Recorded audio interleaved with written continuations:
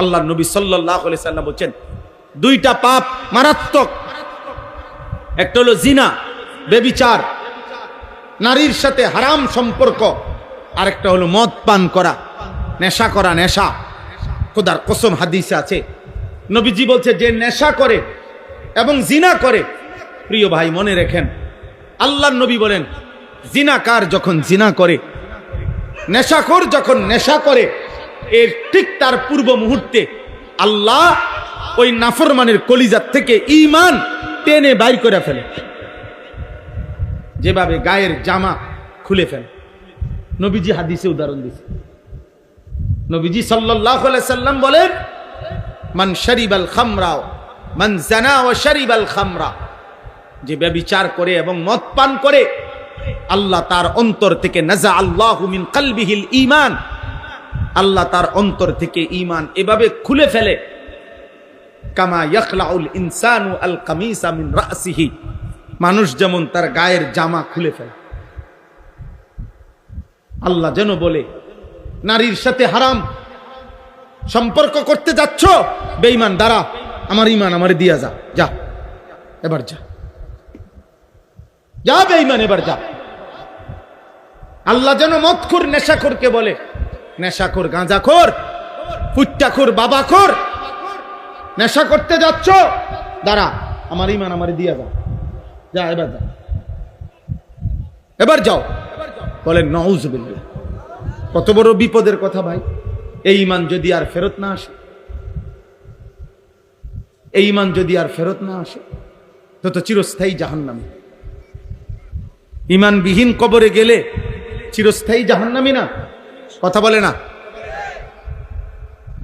তো? এই অবস্থায় যদি মৃত্যু হয়, উলঙ্গ ছবি দেখতে দেখতে তুমি যে রাত গভীরে ঘুমায় গেলা, আর যদি ঘুম না ভাঙ্গে, প্রতিদিন সারা পৃথিবীর আন্তর্জাতিক রিপোর্ট এটা, প্রত্যেক দিন সারা পৃথিবীতে প্রতি বছর কয়েক মিলিয়ন মানুষ শুধু ঘুমেই মারা যায়।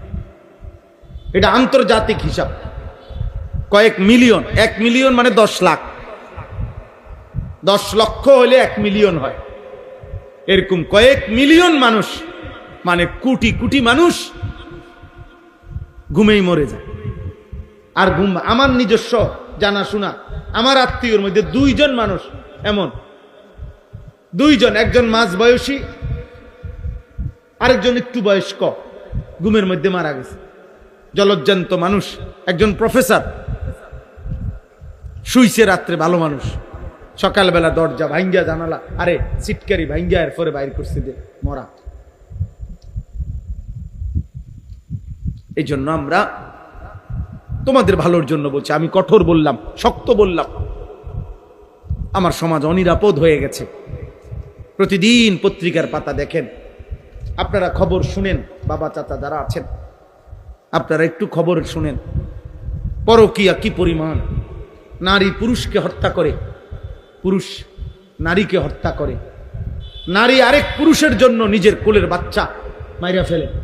ওমা, এরকম জঘন্যতা পৃথিবীতে তো আইয়ামে জাহিলিয়াতে, সেই ইসলাম পূর্ব বর্বর যুগতে এমন কাহিনী ছিল।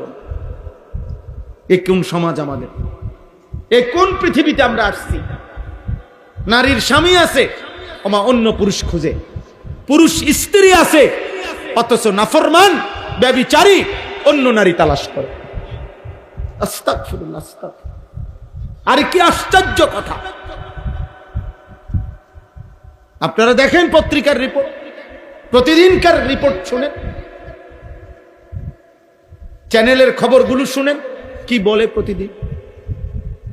এই জন্য আমরা আলহামদুলিল্লাহ জায়গায় জায়গায় এতটুকু। এবার আসেন একটু এদিকে বলি।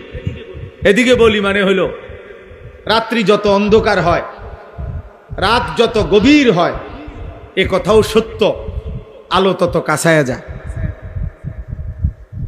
এখন বাজে মাত্র 9টা 22, বুঝা গেল এখনো রাত বাকি অনেক। কিন্তু যদি বাজে রাত 3টা, অন্ধকার যদিও খুব গভীর, কিন্তু বুঝতে হবে ভোর কাছায় গেছে, সকাল কি হয়ে গেছে, কাছায় গেছে, আলো কাছায় গেছে। এই জন্য চরিত্রহীনতা, অসভ্যতা, মারামারি, খুনে খুনি, হত্যা, খুন, ধর্ষণ, ব্যভিচার, হারাম, নাফরমান, অশ্লীলতা, বেহায়াপনা, এটা যেমন খুব বেড়ে গেছে, বুঝা গেছে আরেক পিঠে আলো কাছায় গেছে। এজন্য আলহামদুলিল্লাহ সারা বাংলাদেশে এখন, সারা বাংলাদেশে গলিতে গলিতে গলিতে গলিতে আলহামদুলিল্লাহ আল্লাহর দয়ায় মুসলিম নওজোয়ান, এই 18-20 বছরের কিশোর যুবকরা ইসলামের দিকে, কোরআনের দিকে, ওয়াজ মাহফিল, নসিহত, আল্লাহর দ্বীনের দিকে ব্যাপকভাবে এগিয়েও আসছে। আলহামদুলিল্লাহ আলো কাছায় গেছে। কালকে আমি যেখানে মাহফিল করছি কুমিল্লা সদর দক্ষিণ, ওনারা আমারে দেখাইছে, হুজুর ক্লাস 6, 7, 8 সর্বোচ্চ ক্লাস 8 পর্যন্ত পড়ে এই 3 ক্লাসের বাচ্চা প্রায় 25 থেকে 26 জন, ওরা এই মাহফিলটা সাজাইছে। মানে কালকে আমি যেন ওয়াজ করছি, কয় যে হুজুর আমাদের সবচেয়ে বড় লিডার ক্লাস 8-এ। তাহলে বোঝা গেল আলো কাছায় গেছে, আলো কি কাছায় গেছে। আলহামদুলিল্লাহ প্রত্যেক জায়গায় সারা বাংলাদেশে আমরা, সেদিন আমি সিলেট ফজরের নামাজের পরে বাদ ফজর বয়ান করছি, এই 3-4 দিন আগে। আমরা একটা কাজ করি সারা বাংলাদেশে, ফজর ক্যাম্পেইনের কাজ করি, অর্থাৎ ফজরের নামাজে মুসল্লি বৃদ্ধির জন্য সারা বাংলাদেশে আমরা ফজরের মুসল্লি বৃদ্ধির জন্য প্রচারণা করি। কিশোর যুবকদের মাঝে ছেলেরা ফজর পড়বে, ফজরের নামাজই হবে। আমাদের বিজয় ফজরের নামাজে, কোরআন শরীফে আছে, সূরা বনী ইসরাইলের মধ্যে আছে, ফজরের নামাজ বিজয়ের নামাজ, ফজরের নামাজ। এই জন্য ফজরের নামাজের অনেক ফজিলত। নবীজি সাল্লাল্লাহু আলাইহি সাল্লাম বলছে, ফজরের নামাজ মুমিন আর মুনাফিকের পার্থক্য করে। কোন ব্যক্তি মুমিন না মুনাফিক, আল্লাহর কসমে কোরআন ধরে বললাম, নবীজির হাদিস মতে এটা প্রমাণ হয় কিভাবে? ফজরের নামাজে। নবীজি যাকে ফজরের নামাজে অনুপস্থিত দেখতেন তাকে মুনাফিক মনে করতেন। সাহাবায়ে কেরাম বলছেন, আমরা নবীজির জামানায় যাকে আমরা ফজরের জামাতে না দেখতাম, খোদার কসম আসানা বিহি জান, হযরত আব্দুল্লাহ ইবনে ওমর বলেন, আমরা তাকে ভাবতাম হয় রোগাক্রান্ত আর নয়তো মুনাফিক। লোকটি হয় অসুস্থ যার কারণে আসতে পারে নাই, আর নয়তো মুনাফিক। মুনাফিক মুনাফিক কোরআনুল কারীমে স্পষ্ট আছে মুনাফিকের ব্যাপারে। আল্লাহ বলছে মুনাফিক এমন, মূলতই সে আল্লাহর পথে আসতে চায় না। ওয়ালাউ আরাদুল খুরুজা লা আ'আদ্দু লাহু উদ্দা। আল্লাহ বলে সে যদি আসলে আমার পথে বের হইতে চাইতো তাহলে কিছু প্রস্তুতি নিত। মানে আসলে যদি সে ফজরের নামাজ পড়তে চাইতো তাহলে সে মোবাইলে অ্যালার্ম দিত, তাইলে সে অ্যালার্মওয়ালা ঘড়ি কিনতো, তাইলে তার আগে আগে ঘুমাইয়া যাইতো, তাইলে সে 1-2 জনের সাথে পরামর্শ করত যে ভাই আমি কিভাবে উঠতে পারি। এই নিয়ে তার কোনো মানসিক প্রস্তুতি নাই, এটা তার কলজার ভিতরেও নাই। তাইলে আল্লাহ তাআলা বলছেন এটা মুনাফিকের চিহ্ন। ওয়ালাকিন কারিহাল্লাহুম বিআসাহুম ফাসাব্বাতাহুম ওয়া কিলা কুউদু মাআল কাঈদিন। নাউযুবিল্লাহ। আল্লাহ কোরআনে বলছে মূলত মুনাফিক এমন, আল্লাহই চায় না মুনাফিক ইমানদারের সুরত ধরুক। আল্লাহ বলেন আমি চাই না, মুনাফিক ঘৃণিত, এই জন্য আমি চাই না ওই আমার পথে আসুক, যা। এই জন্য আল্লাহ তখন তাকে বসাইয়া রাখে আর বলে উকউদু মাআল কাঈদিন।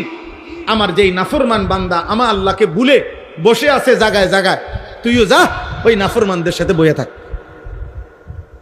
বাইরে যা, ঘুরতে থাকছি। কোরআন শরীফের আয়াত, কি সাংঘাতিক কথা দেখছেন। এই জন্য তো বলতেছিলাম বাদ ফজর দেখছি যুবক সাইকেল দিয়া দিয়া ফজরের নামাজ জামাত ধরছে। পুরা 3 তালা মসজিদ, সিলেট শহরে সদরে একটা বড় মসজিদে পুরা 3 তালা, 2 তালা, নিচতলা কানায় কানায় পূর্ণ ছিল। কারণ ওই মুসল্লিরা বলল যে হ্যাঁ হুজুর এটা ইনশাআল্লাহ আগামী দিনে এটা হবে ইনশাআল্লাহ, খুব দ্রুতই ইসলামের বিজয় হবে, চূড়ান্ত বিজয় হবে। সেদিন মুসলমানের জুম্মা আর ফজরের মুসল্লি বরাবর হবে যেদিন। নিয়ত করো ইনশাআল্লাহ, ইনশাআল্লাহ তোমার হাতে আগামী দিনের পতাকা উঠবে ইনশাআল্লাহ, কালিমার পতাকা, ইসলামের পতাকা ইনশাআল্লাহ। সারা পৃথিবী আড়মোড়া ভেঙে নতুন করে রেডি হচ্ছে। সারা পৃথিবী দুই ভাগ হয়ে যাচ্ছে, কুফর একদিকে, মোমেন একদিকে। আগামী দিনে চূড়ান্ত যুদ্ধ এমনই হবে। আল্লাহ আমাদেরকে বুঝ দান করেন, আল্লাহ আমাদেরকে বিবেক দান করেন, আল্লাহ তাআলা আমাদের এই ছেলেদেরকে আল্লাহর দিকে ফিরায়া দেন। আমি অনুরোধ করলাম, একটা ছেলেকে হলেও বললাম, প্রিয় ভাই, আমার এটা ফিকির, আমার এটা চেষ্টা, আমার এটা আন্তরিক প্রচেষ্টা। আমি আর এখন কাউকে কোনো প্রতিপক্ষ মনে করি না, কাউকে না, কারো প্রতিপক্ষ আমার কোনো প্রতিপক্ষ মনে করি না। আমার আর কোনো প্রতিপক্ষতার দরকার নাই। আমি মনে করি আমাদের এই মুসলিম কিশোর যুবক নওজোয়ানরা আল্লাহর দিকে ফিরবে, 5 ওয়াক্ত নামাজ পড়বে, ফজরের নামাজ জামাতে পড়বে, আগামী দিনের ইসলামের পতাকা উড়াবে ইনশাআল্লাহ, ইনশাআল্লাহ। বলো ইনশাআল্লাহ, বলো নওজোয়ান ইনশাআল্লাহ। তোমরা চেষ্টা করো আব্বা, নষ্ট হইও না। নষ্ট হইলে কেউ মনে রাখবে না। পচে গেলে মানুষ ফেলে দিবে, আবর্জনা মানুষ ফেলে দেয়, পচা জিনিস মানুষ ফেলে দেয়, নষ্ট হয়ে গেলে মানুষ ফেলে দেয়। তুমি যদি চরিত্রহীন নারী দেখে দেখে, ছবি দেখে দেখে, অশ্লীল দৃশ্য দেখে দেখে, উলঙ্গ ছবি দেখে দেখে আব্বা শরীরটা, চরিত্রটা, আখলাকটা নষ্ট করে ফেলো, কেউ খবর নিবে না। খবরও নি। মা বাপ, আপন বাবা এক সময় বলে ফেলে নিজের মার কাছে, নিজের স্ত্রীর কাছে, এই অজাত মানুষ হইতো না, বাদ দাও। আপন পুতের ব্যাপারে বলে ফেলে এই অসভ্য আর মানুষ হইতো না, বাদ দাও। তারে যেটা মনে করি এটা করতে কও, আমি জানি না তার ব্যাপার। কোনো বাবা যদি এটা বলে ফেলে, এবার তারে ডাকবে কে? মা যদি বলে ফেলে, এবার তাকে ডাকবে কে? বলো ভাই। এই জন্য ফজরের নামাজ পড়ো। ফজরের নামাজ বরকতপূর্ণ নামাজ। নবী সাল্লাল্লাহু আলাইহি সাল্লাম বলেছেন, মান সাল্লা সালাতাস সুবহি ফাহুয়া ফি জিম্মাতিল্লাহ। যে ফজরের নামাজ পড়লো সে নিজেকে আল্লাহর হাতে তুলে দিল, আল্লাহর সুপুর্দ করে দিল, আল্লাহর জিম্মায় ঢুকে গেল। সুবহানাল্লাহ, সুবহানাল্লাহ। এজন্য আমরা প্রত্যেকটা যুবকের পরিবর্তন চাই। বলেন ইনশাআল্লাহ, বলেন ইনশাআল্লাহ। আমার মাদ্রাসা কুমিল্লা ক্যান্টনমেন্ট, ময়নামতি, সাহেবের বাজার, আলহামদুলিল্লাহ মাদ্রাসায় এই বছরও 534 জন ছাত্র আছে, নিয়মিত ক্লাস করে। 450 উপরে ছেলে বোর্ডিংয়ে থাকায়। আমি আরেকটা বড় জায়গা কিনছি আমার মাদ্রাসার জন্য, 115.5 শতক জায়গা, একসাথে প্রায় 2,67,00,000 টাকা শুধু জায়গার দাম। এই উদ্দেশ্যে কিনছি যে একটা আলাদা প্রতিষ্ঠান করতে চাচ্ছি, যে প্রতিষ্ঠানের উদ্দেশ্য সারা বাংলাদেশের স্কুল, কলেজ, ইউনিভার্সিটির যত কিশোর নওজোয়ান, এরা বছরের যেই কোনো দিন, যার যখন ছুটি হয়, সুযোগ হয়, অবসর হয়, 3 দিন হোক, 30 দিন হোক, 1 ঘন্টা হোক, 30 ঘন্টা হোক, আসবে, যাবে, সেখানে দিন শিখবে। অজু, নামাজ, সূরা, কেরাত, দোয়া, কালাম, পাক, নাফাক, রুকু, সেজদা, যেটুকু সময় হয় শিখবে। যে আসবে যখন, দিন শিখবে তখন, যার সময় যতক্ষণ, দিন শিখবে ততক্ষণ। এটা আমার আশা। আলহামদুলিল্লাহ আমরা গত বছরও 500-র মতো ছেলে 6 দিনে মোট 2 বারে 3 দিন করে স্কুল কলেজের ছেলে আমরা অজু, নামাজ, সূরা, কেরাত, দোয়া, কালাম এগুলা শেখাইছি। যাদের সুযোগ হয় আমাদের মাদ্রাসার ওই বিশাল জমিতে অংশগ্রহণ করবেন। আমরা এক নামাজের মুসল্লা পরিমাণ, জায় নামাজ পরিমাণ টাকা নেই। একটা জায়গার, আমাদের ওই জায়গার 4200 টাকা, এক মুসল্লা পরিমাণ, জায় নামাজ পরিমাণ টাকা আমি কাগজ দেই সারা দেশে। হ্যান্ডবিল আছে আমার, হ্যান্ডবিলের মধ্যে আবেদনটা লেখা আছে, বিকাশ নাম্বার আছে, অ্যাকাউন্ট নাম্বার আছে। যার সুযোগ হয়, একটা বড় স্বপ্ন, একটা বড় কমপ্লেক্স হবে, যে পারে অংশগ্রহণ করবে। আল্লাহ তাআলা তৌফিক দান করেন। আপনাদের প্রত্যেকের কাছে আমরা অনুরোধ করলাম, আপনারা আপনাদের ছেলেদের দিকে নজর দেন, আপনাদের মেয়েদের দিকে নজর দেন, আপনাদের পরিবারের স্ত্রী সন্তান ছেলে মেয়ের দিকে আখিরাতের বিষয়ে আরেকটু যত্নবান হন। ইদানিং কালে আইসা আমরা বেশি অভিভাবকরা বাড়ি ঘর বিল্ডিং দালান বাজার সদাই বিদেশ আর ছেলে পেলেকে তার হাতে ছেড়ে দিচ্ছেন। এমনি তো বাবা সন্তান মানুষ হয় না। মানুষের বাচ্চা আর গাভীর বাচ্চা এক না। গাভীর বাচ্চা পুরা গ্রাম দৌড়ায়, কারণ তার শুধু একবেলা আইসা দুধ খাইলেই চলে, ঘাস কদ্দুর খাইলেই চলে, তার কোনো আখলাক শিখা চরিত্র শিখা এমন কোনো বিষয় নাই। কিন্তু মানুষের বাচ্চা আর গরুর বাচ্চা এক না। মানুষের বাচ্চাকে শুধু ভাত খাইলে হয় না, মানুষের বাচ্চা শুধু ঘুম যাইলে হয় না, মানুষের বাচ্চাকে ঈমান শিখতে হয়, ইসলাম শিখতে হয়, আখলাক শিখতে হয়, চরিত্র শিখতে হয়, চরিত্র শিখতে হয়। হাদিসের মধ্যে স্পষ্ট আছে, মিশকাতের মধ্যে এই হাদিস আছে। এক সাহাবী আয়েশা নবী সাল্লাল্লাহু আলাইহি সাল্লামকে জিজ্ঞেস করছে, ইয়া রাসূলুল্লাহ, আমাকে নামাজ শিখিয়ে দেন। তিনি নবী সাল্লাল্লাহু আলাইহি সাল্লাম বললেন, তুমি আমাদের সাথে 2 দিন থাকো, 2 দিন থাকো এবং প্রত্যেক ওয়াক্ত নামাজে আমাদের সাথে নামাজ পড়ো।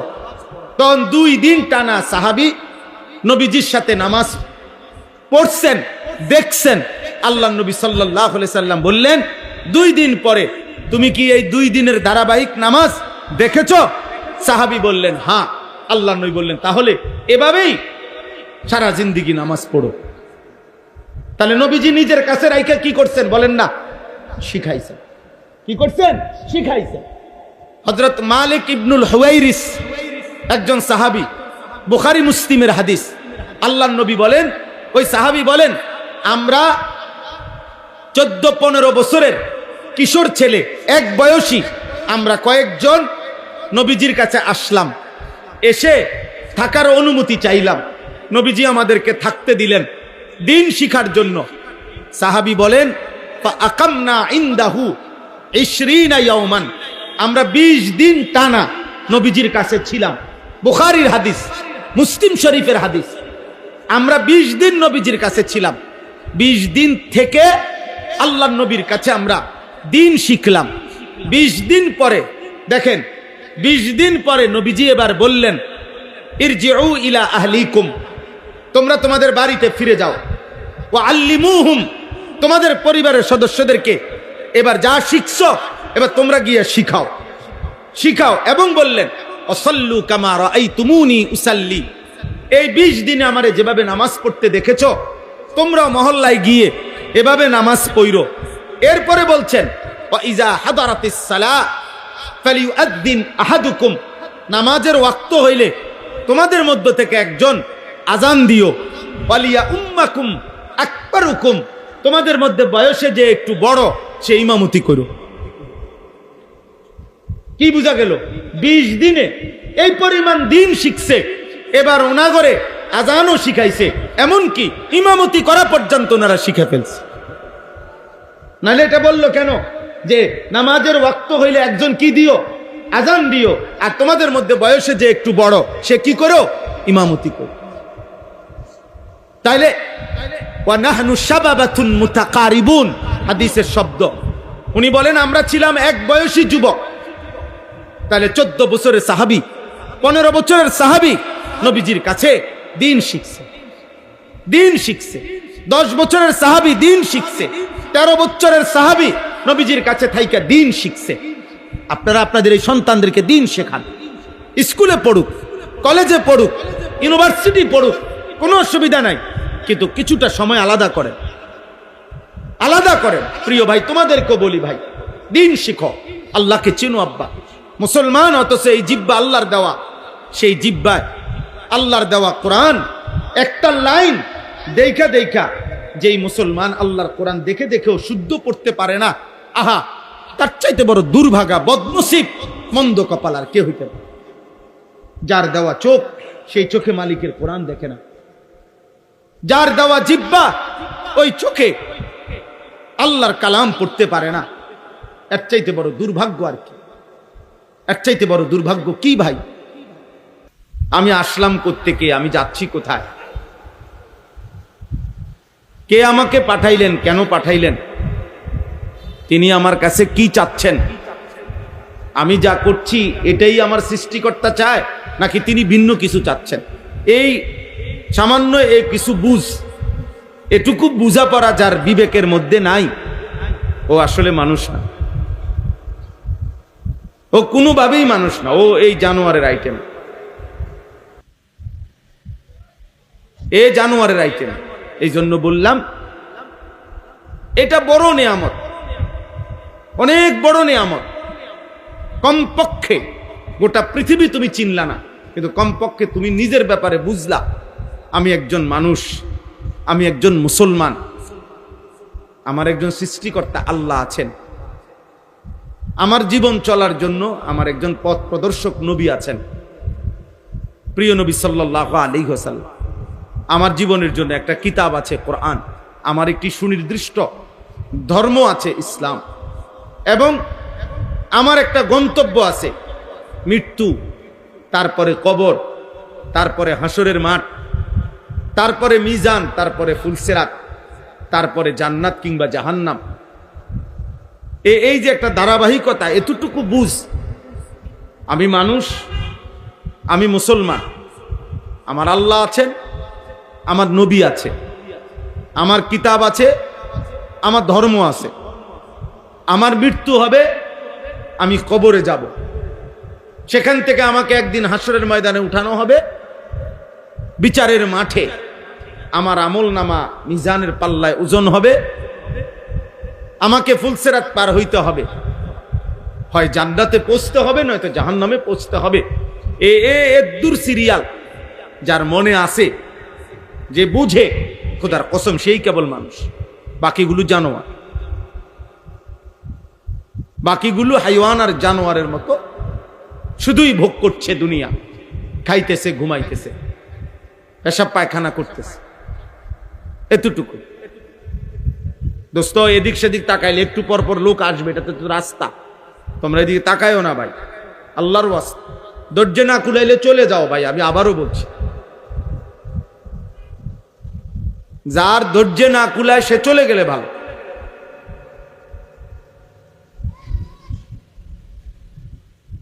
মূলত তাইলে আমি এই কথাটা বললাম, আবারও বললাম, আমাদের এই ছোট্ট হিসাব, ওই যে দেখবেন আউলিয়ায়ে কেরাম, বুজুর্গানে দিন, যুগ যুগ ধরে সব তরিকার পিসাবরা, আউলিয়ারা এটা বলে যে এটা আউলিয়াদের কথা, হাদিস না, পীর বুজুর্গদের কথা, মাশায়েখদের কথা, যে নিজেকে চিনলো সে আল্লাহকে চিনলো। মান আরাফা নাফসাহু ফাকাদ আরাফা রাব্বা, এটা হাদিস না যদিও, কিন্তু এটা একটা মহাসত্য কথা, একটা চমৎকার বাক্য। আমি যদি বুঝি আমি একজন মানুষ, আমি যদি বুঝি আমি একজন মুসলিম, তাহলে আমার এটা বুঝে আসবে, মনে আসবে যে আমার কি করণীয়। আমি যখন বুঝি যে আমার আল্লাহ আছে, আমি পাগল না, ছাগল না, আমি হঠাৎ করে আসমান থেকে পড়ি নাই, মাটির তলের থেকে বাইর হই নাই, আমাকে সুনির্দিষ্টভাবে এক মহান আল্লাহ ধারাবাহিক স্তর অতিক্রম করে আমাদেরকে এই পৃথিবীতে পাঠিয়েছেন।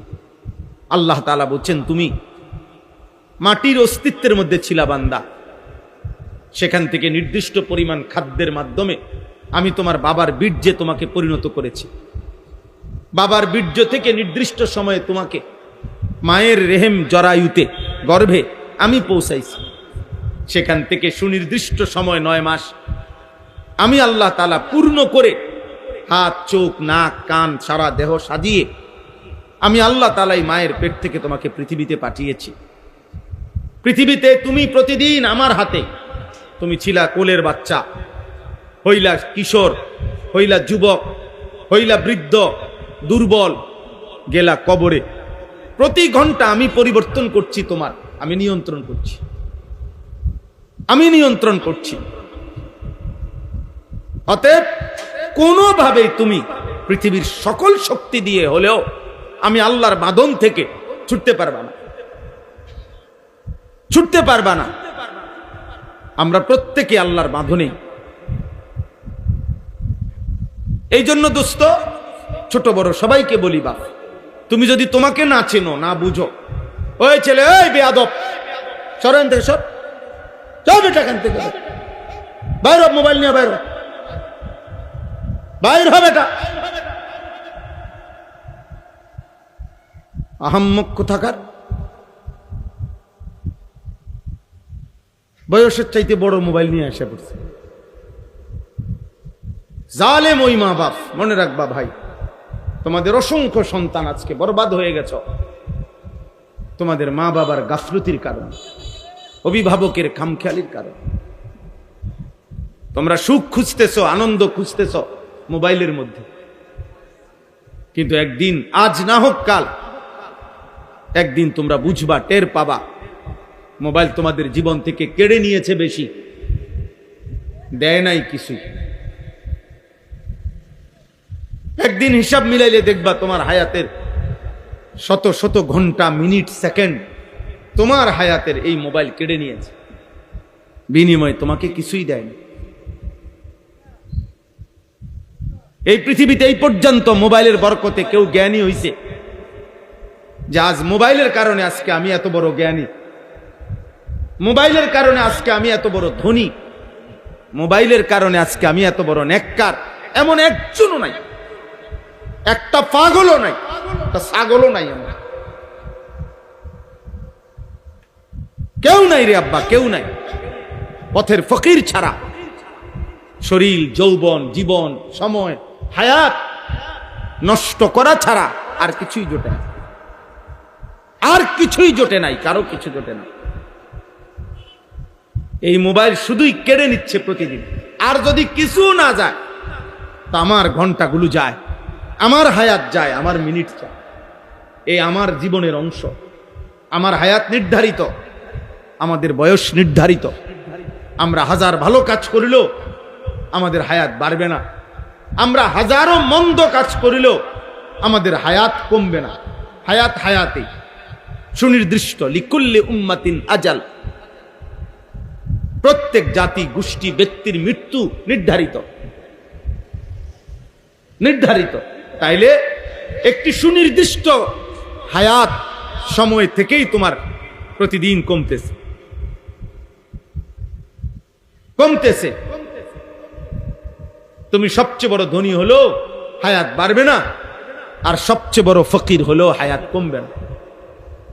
কেউ যদি ইবাদত করতে করতে আব্দুল কাদের জিলানিও হয়, তবুও নির্দিষ্ট সময়ে মৃত্যু হবে। কেউ যদি নাফরমানি করতে করতে ফেরাউন নমরুদ হয়, তবুও মৃত্যু হবে। একেবারে সুনির্দিষ্ট, একদম সুনির্দিষ্ট। এটাই আমি বলতেছিলাম,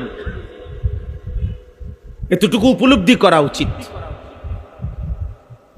একজনই বুঝো, একজনই, একটি ছেলেও যদি অনুভব করো যে আমি একজন মানুষ, আমি মুসলমান, আমি পাগল না, ছাগল না, আমি মুশরিক না, আমি ইয়াহুদি না, আমি হিন্দু না, আমি বৌদ্ধ না, আমি খ্রিস্টান না, আমি মুরতাদ না, আমি নাস্তিক না, আমি বেঈমান না, আমি নর্তকীর ঘরে জন্ম নেই নাই যে আমি নর্তকী দেখব, আমি ফুটবল খেলোয়াড়ের ঘরে জন্ম নেই নাই বেটা, আমি এক আলেমে দ্বীনের ঘরে জন্ম নিছি।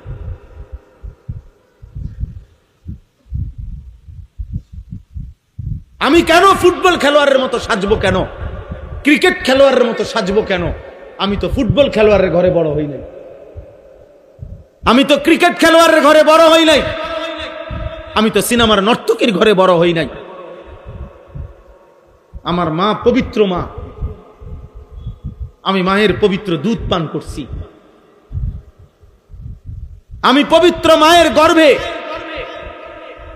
জন্মগ্রহণ করেছি।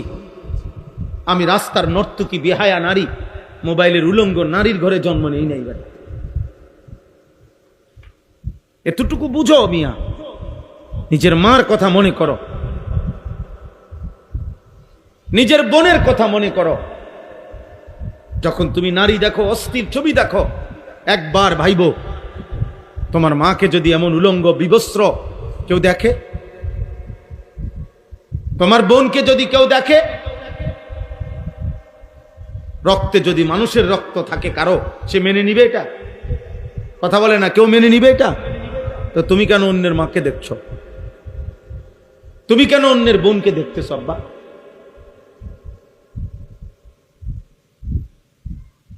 বলো ভাই।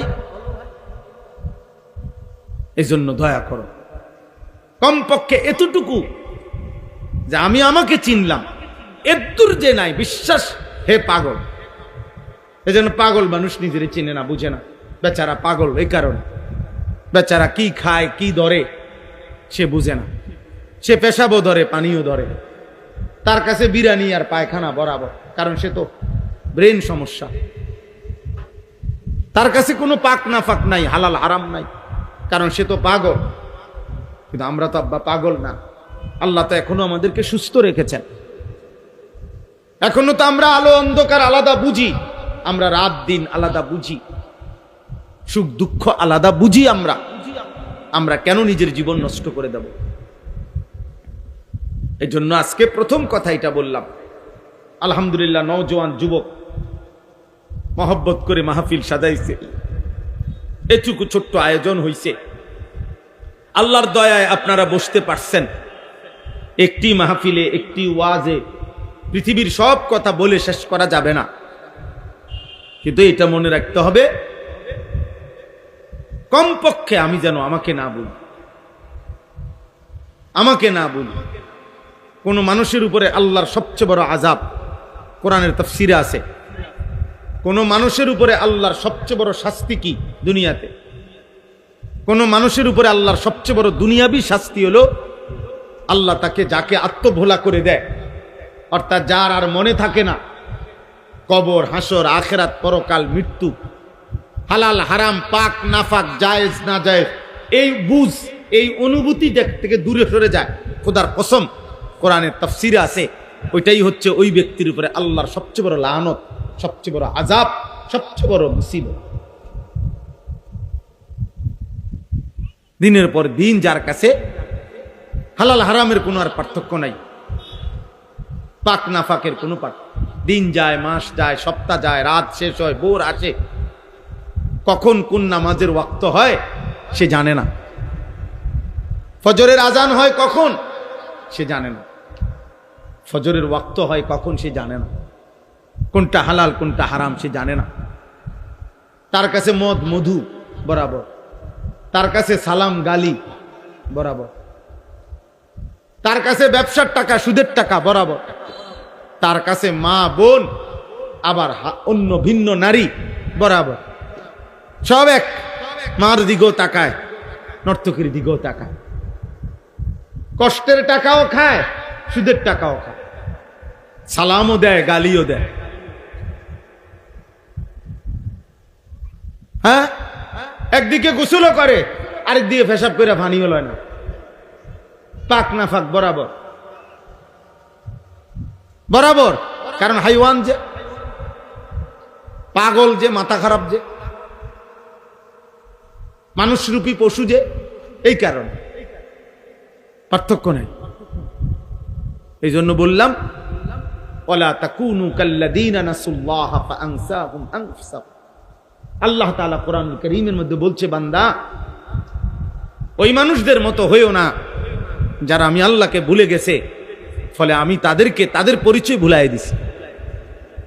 আজ তারা আর নিজেকেই চেনে না, আজ নিজেকেই বুঝে না। এর চাইতে বড় আফসোস আর কিছু না। তোমরা বলো ভাই, তোমরা এই যে কিশোর ছেলে, বলো আব্বা, তোমাদের যাদের চুল মুশরিক বেঈমানের মতো, তোমার কি আসলে মনে আছে তুমি মুসলমান? প্রিয় ভাই বলো, একজন বিবেক থাকলে বলো, তোমরা যারা এশার নামাজ এখন পড়লা না, তোমাদের মনে আছে তোমরা মুসলমান? আমি এখান থেকে গাড়ির থেকে নাইম্মা দৌড়াইয়া গেছি, জামাত ধরছি, অথচ আমি এখানেও দেখছি, এখানেও দেখছি মুসলমানের বাচ্চা ভিডিও করতে, ছবি তুলতে ব্যস্ত। কত বড় নিকৃষ্ট বেয়াদব, কত বড় জঘন্য বেয়াদব, এত বড় বেয়াদব যে মসজিদের সামনে ছবি তুলতেছে কিন্তু আল্লাহর ঘরে নামাজ হইতেছে। তোর উর্ফে খোদার কত বড় লানত!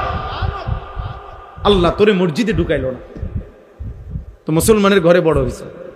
ছি ছি ছি, বেনামাজ। থু তোর কপাল, থু তু, আফসোস তোর কপালে, আফসোস, লানত বেটা ওই জীবনের উপরে যে মসজিদের সামনে দিয়ে হাইটা যায়, মালিক তারে মসজিদে ঢুকায় না। ছি ছি ছি, আফসোস। আল্লাহ নবী সাল্লাল্লাহু আলাইহি সাল্লাম বলেন, মসজিদের সাথে যার দিলের সম্পর্ক, খোদার কসম নবী বলছে আল্লাহ তাআলা তাকে কিয়ামতের দিন আল্লাহর আরশের নিচে ছায়া দান করবে। যেই 7 ধরনের ব্যক্তিকে আল্লাহ পাক কিয়ামতের দিন আল্লাহর আরশের ছায়া দান করবে, তার মধ্যে এখানে একজন হলো ওই ব্যক্তি যার দিল মসজিদের সাথে লেগে আছে, দিলে যার মসজিদের প্রতি ভালোবাসা। রাজুলুন কালবুহু মুআল্লাকুন বিল মাসাজিদ, যার অন্তর মসজিদের সাথে ঝুলে থাকে, দিল পড়ে থাকে মসজিদে, অন্তর পড়ে থাকে মসজিদে, বাইরে ঘুরে কিন্তু দিলের মধ্যে মসজিদের প্রতি ভালোবাসা। আবার কখন আজান হবে, আবার কখন জামাত হবে, মসজিদে যাব কখন, এই ভালোবাসা। নবীজি বলছেন আল্লাহ পাক তাকে কিয়ামতের দিন আল্লাহর আরশের নিচে ছায়া দান করবে। সুবহানাল্লাহ। কোরআনুল কারীমের মধ্যে আছে, নবীজি বলছেন, আর আল্লাহ বলছেন সূরা তাওবার মধ্যে আছে, যে মসজিদ আবাদ করে, মসজিদ আবাদ করে, আল্লাহ বলছে তুমি সাক্ষী দিতে পারো যে সে আল্লাহর প্রতি ঈমান রাখে, আখিরাতের প্রতি ঈমান রাখে, আখিরাতের প্রতি ঈমান রাখে। আর মসজিদের সবচেয়ে বড় আবাদ মসজিদে নামাজ। যে মসজিদে নামাজ হয় না, ওইটা ভবন দিয়া কি হবে? আল্লাহ নবী সাল্লাল্লাহু আলাইহি সাল্লাম বলছেন প্রত্যেক মসজিদের কিছু খুঁটি থাকে, ইন্না লিল মসজিদে আওতাদান, প্রত্যেক মসজিদের কিছু খুঁটি থাকে, খুঁটি, পিলার। নবীজি বলছেন প্রত্যেক মসজিদে 5 ওয়াক্ত যে মানুষগুলো নামাজ পড়ে, ওরা ওই মসজিদের খুঁটি, পিলার। কি কথা! নবীজি বলছেন ওই মুসল্লিগুলোর জন্য প্রত্যেক মসজিদের যে খুঁটির মতো 5 ওয়াক্ত নামাজ পড়ে যেই মুসল্লিরা, এদের জন্য আল্লাহ পাক আলাদা ফেরেশতা নিয়োগ দিয়ে রাখে। ওই ফেরেশতারা প্রতি ওয়াক্তে নামাজের সময় ওই নির্ধারিত মুসল্লিদের খবর নেয়, তারা আসলে তাদের জন্য রহমত মাগফিরাতের দোয়া করে। কসম আল্লাহর, নবীজি বলেন যদি তারা মসজিদে না আসে, আল্লাহর ওই ফেরেশতারা তাদের খবর নেয়, যদি অসুস্থ হয় তাহলে তার জন্য আল্লাহর কাছে শিফা, সুস্থতা কামনা করে দোয়া করে। পেরেশানি থাকলে আল্লাহর কাছে দোয়া করে, আল্লাহ আপনার বান্দা পেরেশানিতে আছে, আপনার সেজদা দিতে জামাতে আসতে পারে নাই, আপনি তার পেরেশানি দূর করে দেন। বদনসিব বেটা, মুসলমানের বাচ্চা বেটা, মসজিদ চিনস না বেটা, নামাজি চিনলি না, না বেঈমান হইলি, না ইমানদার হইলি, কিছুই তো হইলি না বেটা, কিছুই তো। কোন ইহুদির বাচ্চা তো তোদেরকে নিবে না বেনামাজি। যাইয়া দেখ বেটা, আমেরিকার আব্বারে গিয়া বল যে আমি 24 ঘন্টা তোদের মতো চলি ফিরি, আমি একদিনও 1 ওয়াক্ত 5 ওয়াক্ত নামাজ পড়ি না, আমি দাঁড়াইয়া মুতি, আমি নর্তকী ছাড়া রাত কাটাই না, সারা রাত উলঙ্গ ছবি দেখি, আমার চুল মুশরিক তোদের মতো, তোরা আমার এনে। খোদার কসম, একটা ইহুদি একটা খ্রিস্টান, তোমরা জানো না ছেলেরা, বাবারা জানেন না আপনারা, আপনাদের চোখের সামনে সন্তান বরবাদ হয়ে যাচ্ছে, আপনারা তামাশা দেখতেছেন। বয়স্ক লোকরা বসে বসে ইদানিং কালের বুড়ারাও বহুত বড় গাফেল। আগের বুড়া এরকম বুড়া ছিল না। হ্যাঁ হ্যাঁ, ইদানিং কালের বয়স্ক লোক খামখেয়ালি। আগে, আজ থেকে 30 বছর আগের বুড়া অনেক সাহসী ছিল। 30 বছর আগের বুড়ারা পুরা গ্রামের মধ্যে যারাই দেখছে অনিয়ম, তারই ধমক দিছে, তারই 2-4 অক্ষর কথা বলছে। অনকার বুড়াই বসে সারাদিন বিড়ি খায়, ওই কি বলবে আল্লাহর কথা? আর বিড়ির গন্ধে তো কাছে যাওয়া যায় না, ও বাকি মানুষের বলবে কি? চা দোকানটার থেকে ওঠে না, সারাটা দিন সুযোগ পাইলে দৌড় মারে চা দোকানে। যিনি বলেন, বলে হুজুর না, আমি বলি, আমনে ভালো, আমনেরে বলছি, ঠিক আছে না?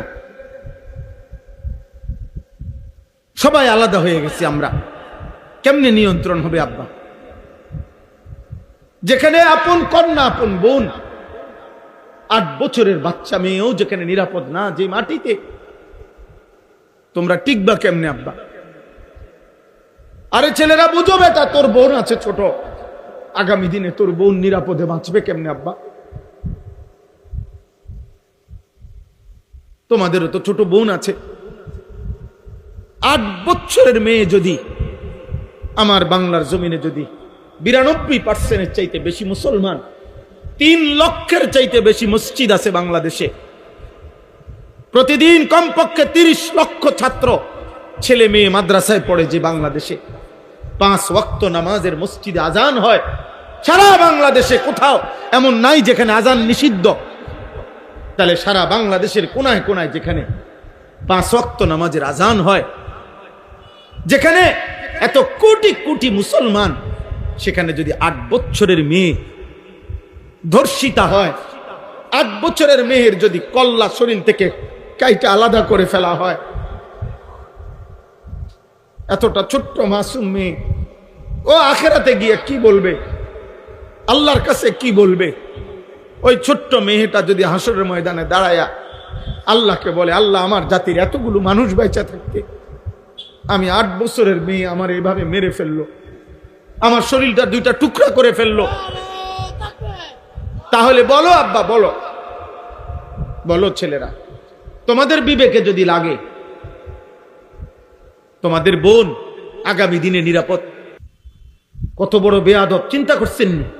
বেয়াদব কি পরিমাণ ঘাটতেরা, যে এতগুলো কথা বলতেছি কিন্তু ও ওর মোবাইলে আলবে।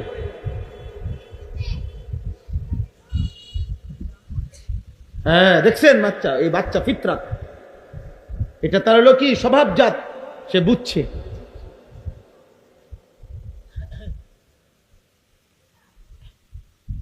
প্রত্যেক মানব সন্তানের ভিতরে এই ছোট বাচ্চা ওইটা বুঝছে, ওই দেখছেন নি, ওই মোবাইল ধরে রাখছে, মানে সৃষ্টিগতভাবে গুনার প্রতি ঘৃণা।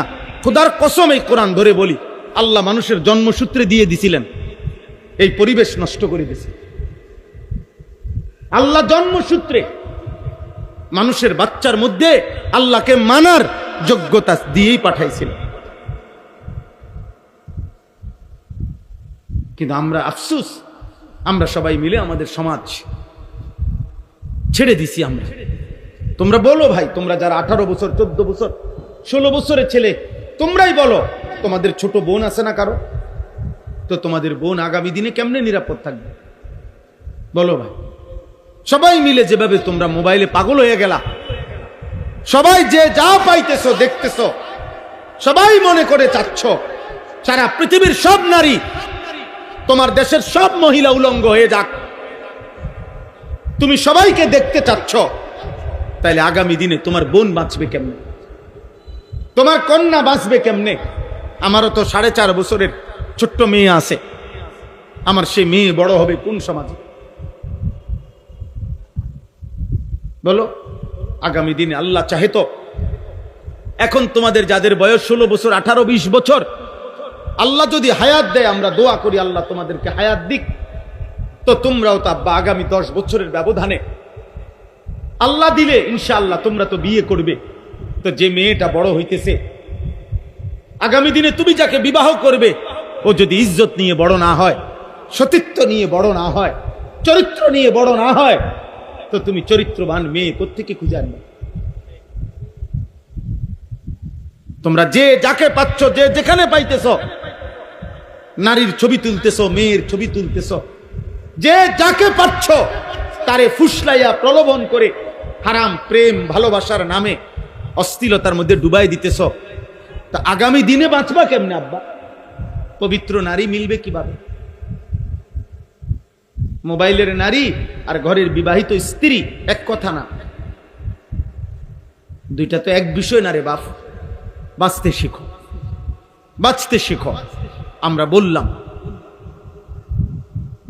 এটা একক কোন সরকারের দায়ী করলে হবে না, একটি দেশের সম্মিলিত জনগণ আমরা, ছোট বড় নাবালেক বয়স্ক নারী পুরুষ, আমাদের প্রত্যেকের সচেতনতা, প্রত্যেকের সামষ্টিক প্রচেষ্টা আমাদের সমাজ থেকে এই মুহূর্তে বাংলাদেশে একেবারে মরণ ব্যাধি, একেবারে মহামারীর মতো ধর্ষণ এবং পরকীয়া বাংলাদেশের এই মুহূর্তে একেবারে চ্যালেঞ্জিং পর্যায়ে পৌঁছে গেছে, যা যদি এই মুহূর্তে নিয়ন্ত্রণ করা না হয় আমার দেশের ভবিষ্যৎ পুরাপুরি অন্ধকার হয়ে যাবে, পুরাপুরি অন্ধকার, পুরাপুরি। এজন্য তোমরা প্রত্যেকটা যুবক যার যার জায়গা থেকে, আমরা আওয়ামী লীগ বিএনপি বুঝি না, আমরা জাতীয় পার্টি জামাত ইসলাম বুঝি না, আমরা বুঝি 18 কোটি বাংলাদেশের প্রত্যেকটা জনগণ বলতে হবে দর্শকের বেবিচারীর নগদ বিচার চাই, নগদ শাস্তি চাই, আমরা নগদ বিচার হইতে হবে, নগদ। আজকে যদি প্রিয় ভাই শহীদ শরীফ উসমান হাদি থাকতো তো দেখতা প্রতিবাদ কাকে বলে। ইমানদার চলে গেছে, সাহসী যুবক চলে গেছে, নয়তো দেখতা তুলপার হয়ে যাইত।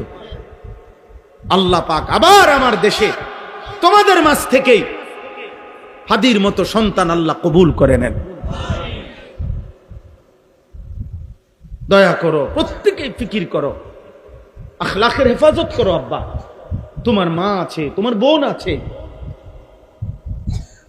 তোমার কন্যা আছে, তোমার স্বজন আছে। আমরা পারস্পরিক মানুষ, সামষ্টিক মানুষ, আমরাই সবাই সবাই আত্মীয় স্বজন, আমরা সবাই সবার আপনজন।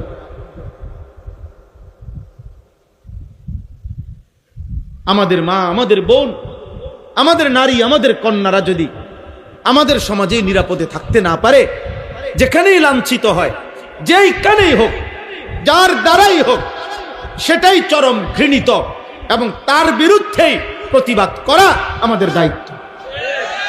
সে যেই হোক, আমার ঘরের হোক, আপনজন হোক আর দূরের হোক, আমার সমগোত্রীয় হোক অথবা অন্য গোত্রের হোক।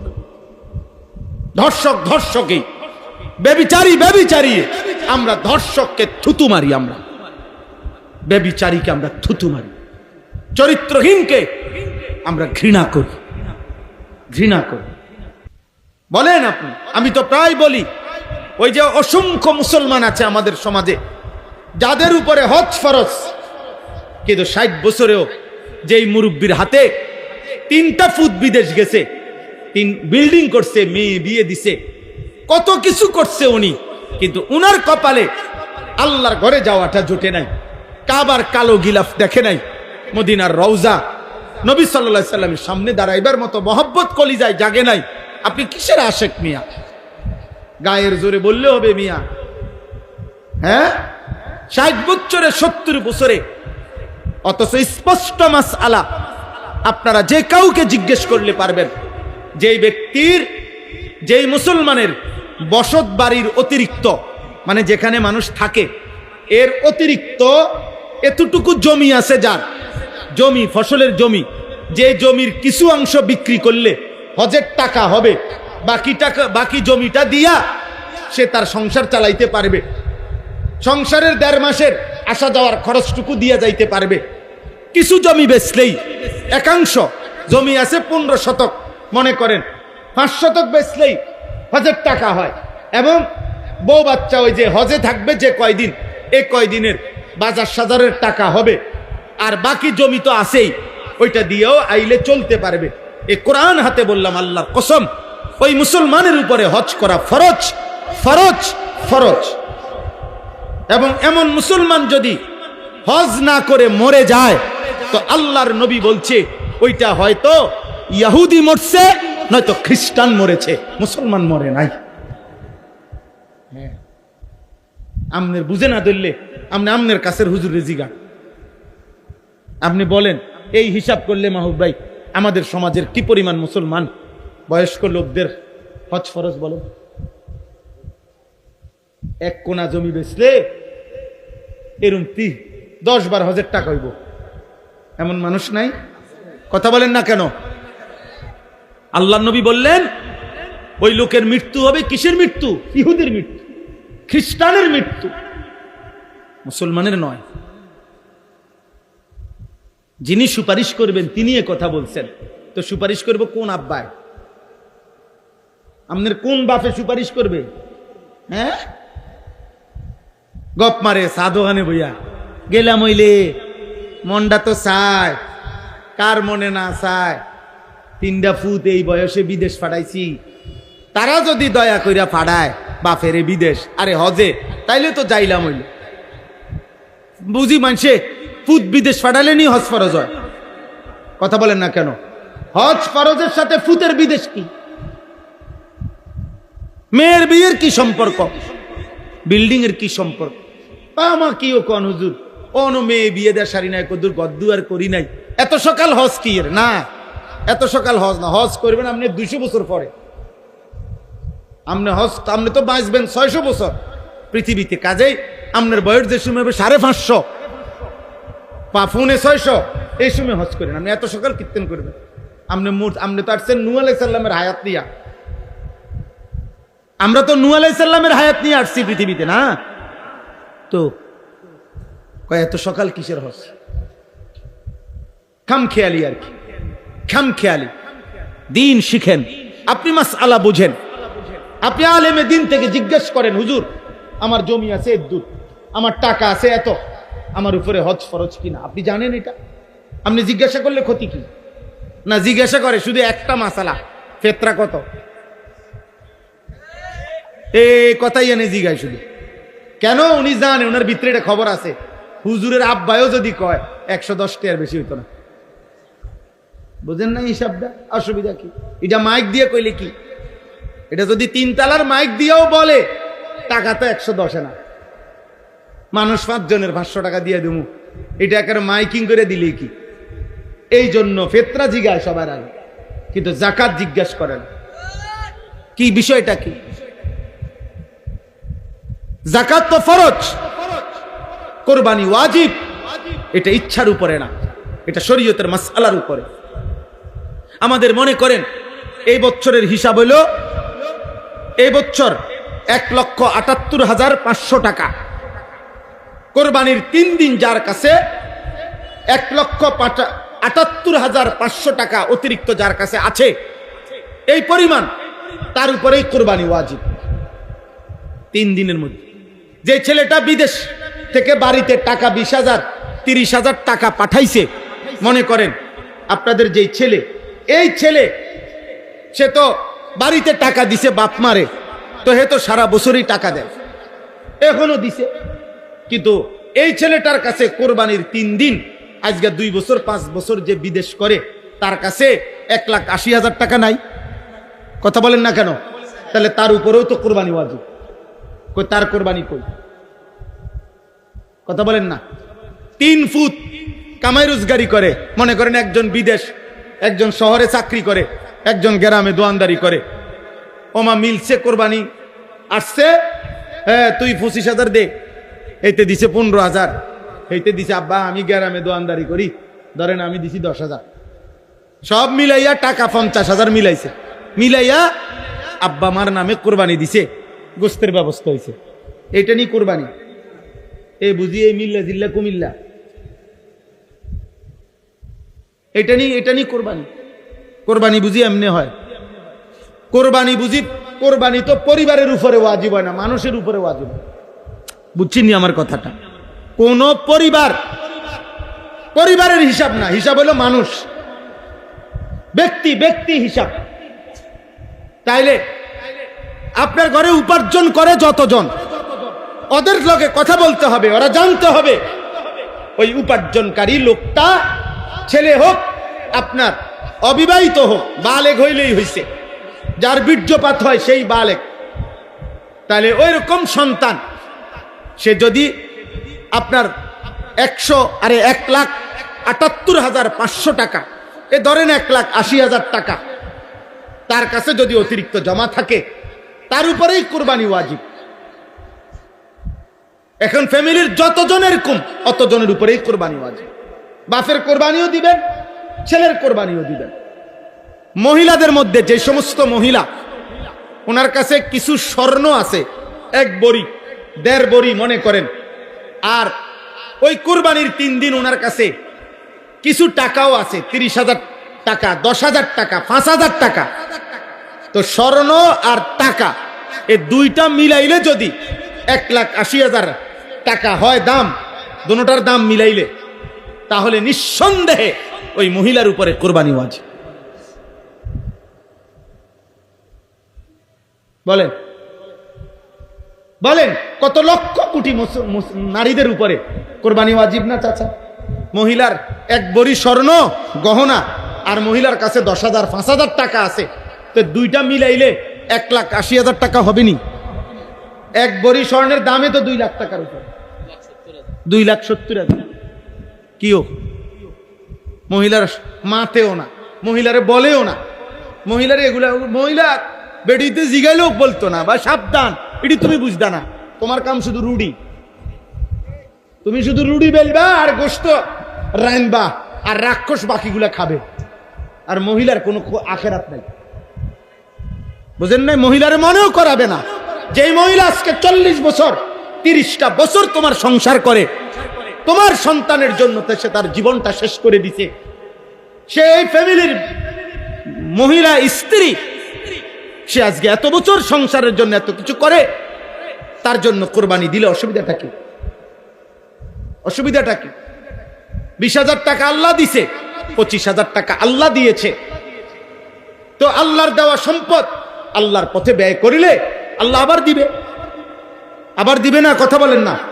আগের বার কে দিছে, তো পরের বার কে দিবে? তো খরচ করার আগে দিছিল কে? তো খরচ করলে আল্লাহ আবার দিবে, আল্লাহ আবার দিবে। এই জন্য আমাদের সমাজে অসংখ্য পুরুষের উপরে, মহিলাদের উপরে কুরবানি ওয়াজিব। আপনারা খামখেয়ালি করেন, খামখেয়ালি করেন। আল্লাহ তাআলা আমাদেরকে আমল করার তৌফিক দান করেন। আমি এই শেষ কথা আমার এটা, কোরবানির মধ্যে আল্লাহ তাআলা বলছেন, বান্দা আমি শুধু 2টা জিনিস চাই। 1 নাম্বার জবানে আমার নাম, আমার জিকির। 2 নাম্বার দিলে তাকওয়া, আমি আল্লাহর ভয়, আমার ভালোবাসা। আমি তোমার থেকে 2টা নেব, জবানে আমার নাম শুনবো, দিলে আমি ভয় শুনবো, তাকওয়া। আল্লাহ তাআলা বলেন, তুমি যদি জিকির করো, বিসমিল্লাহ আল্লাহু আকবার, এটা যে বলো, আমি আল্লাহ তাআলা এটাতেই খুশি। আর দিলে যে আমি আল্লাহর জন্যই করেছ, এটা যে আমি বুঝ পাইছি, আমি এতেই খুশি। আমি এই 2টাই নেব, গোশত পুরাটা তোমারই দিয়ে দিলাম, আমার গোশত লাগবে না। ফাকুলু মিনহা, গোশত তুমি খাও, আত্মীয়রে খাওয়াও, গরিব দুঃখীরে খাওয়াও, আমার লাগবে না। আমি তাকওয়া চাই। আমি কি চাই? তাকওয়া চাই। আমি হারাম টাকা দিয়ে কোরবানি দিলে হবে না, তাহলে সেটা তাকওয়া হবে না, গুনাহমুক্ত হইলে হবে না, শতভাগ পবিত্র টাকা হইতে হবে। কি হইতে হবে বলেন না? আমার মসজিদ আজকে জুমার সময় জিজ্ঞাসা করছে আমারে, এই সুদখোরের কোরবানির কি হবে? আমি বলছি, সুদখোরের উপরে কোরবানি ওয়াজিব হয় না, কারণ সুদখোরের তো কোনো টাকাই নাই। এটা জানেন? সুদখোর তো ফকির, কারণ সুদখোরের সুদের যে টাকা, এটা তো হের না, হারাম তো হে মালিক না, এটা তাতে তো ফকির। তারা আমরা সবাই মিল্লা আগে গোস্ত দিয়ে আসা উচিত। ফকির রে, এ তো ফকির মূলত, নাই তো সে হারাম খাবে কেন? এই জন্য হারাম দ্বারা কোরবানি দিলে সেই কোরবানি আদায় হবে। সবচেয়ে ভয়ঙ্কর কথা হইল যে হারাম দ্বারা কোরবানি যদি দেয় কেউ হারামের টাকা দিয়া, তাইলে শরিকের বাকি শরিকদারদের কারো কোরবানি হবে। বিপদ তো এখানে। তুই তো গেছত, তুই আমগরও শেষ করছ, মারছে তো মারছে, সবাইরে মারিয়া দিছে, শেষ, বরবাদ করে দিছে। এই জন্য সতর্ক থাকা চাই, সতর্ক থাকা। আল্লাহ আমাদেরকে হালাল উপার্জন থেকে কোরবানি করার তৌফিক দান করেন। আল্লাহ তাআলা পুরুষ নারী মা বোন আমাদের সকলকে বুঝে শুনে কোরবানি আদায় করার তৌফিক দান করেন। নবীজি সাল্লাল্লাহু আলাইহি সাল্লাম হযরতে ফাতেমা রাদিয়াল্লাহু তাআলা আনহাকে বলছেন, ফাতেমা মনে রেখো, কোরবানির প্রথম ফোঁটা রক্ত মাটিতে পড়বার সাথে সাথে আল্লাহ পিছনের সব গুনাহ মাফ করে দেন। অনেক ফজিলত, অনেক ফজিলত। অনেক নেকি আব্বা, অনেক নেকি, অনেক নেকি। মহব্বতের সাথে ইনশাআল্লাহ কোরবানি আদায় করবেন, বলেন ইনশাআল্লাহ। কয়েকদিন নফল রোজা রাখার চেষ্টা করেন। কোরবানির আগের দিন পর্যন্ত 9 জিলহজ 9টা রোজা রাখা নবীজির মুবারক আমল। আলহামদুলিল্লাহ, আল্লাহর নবী বলছেন জিলহজের প্রথম দিন থেকে কোরবানির আগের দিন পর্যন্ত এই 9টি রোজার প্রত্যেকটি রোজা, একটি রোজা 1 বছরের পূর্ণ রোজার সওয়াব। এই রাতগুলোতে ইবাদত করলে সবে কদরে ইবাদতের সওয়াব। আলহামদুলিল্লাহ, আমরা গত প্রথম দিন থেকে আজকে পর্যন্ত সবগুলো রোজা রাখছি আলহামদুলিল্লাহ। বাকিগুলো রাখার পূর্ণ ইরাদা আছে ইনশাআল্লাহ। নবীজি বলছেন 9 জিলহজ মানে কোরবানির আগের দিনের রোজা আপনারা সবাই চেষ্টা করবেন। বুধবারের রোজাটা আল্লাহর নবী বলছেন 9 জিলহজ রোজা রাখলে আল্লাহ তাআলা তার পিছনের 1 বছর, পরের 1 বছর, 2 বছরের গুনাহ মাফ করে দিবেন। মা বোনদেরকে বলবেন 9 জিলহজ বুধবার দিন সকালবেলা ফজরের নামাজের পর থেকে পঞ্চম দিন বুধবার, বৃহস্পতিবার, শুক্রবার, শনিবার, রবিবার আসর পর্যন্ত তাকবীর পড়বেন। প্রত্যেক নামাজের পরে আল্লাহু আকবার, আল্লাহু আকবার, লা ইলাহা ইল্লাল্লাহু ওয়াল্লাহু আকবার, আল্লাহু আকবার, ওয়ালিল্লাহিল হামদ। 5 ওয়াক্ত নামাজের ফরজ সালাম ফিরাইয়া এই তাকবীর পড়া ওয়াজিব। তাকবীর পড়বেন, বলেন ইনশাআল্লাহ। তাই এনে একটা সুযোগ আছে, ছাড় আছে। যারা 5 ওয়াক্ত নামাজ পড়েন না আপনাদের পড়তে হবে না। না হে কই পড়বে? হে তো নামাজই পড়ে না, এই নাফরমান পড়বে কই? বোঝেন নাই কথা? বেনামাজি নাফরমান, তুমি পড়তে হবে না। তুমি তাকবীর পড়বে কোন জায়গা? তুমি তো নামাজই পড়ো না। অতএব আগে কি সিদ্ধান্ত নেন? 5 ওয়াক্ত নামাজ পড়বো ইনশাআল্লাহ। আল্লাহ তাআলা আমাদেরকে তৌফিক দান করেন, আল্লাহ আমাদেরকে কবুল করে নেন। আজকের এই করইবাড়ি যুব সমাজ এবং প্রবাসীদের উদ্যোগে এই মাহফিলে আল্লাহ বরকত দান করেন, আমিন।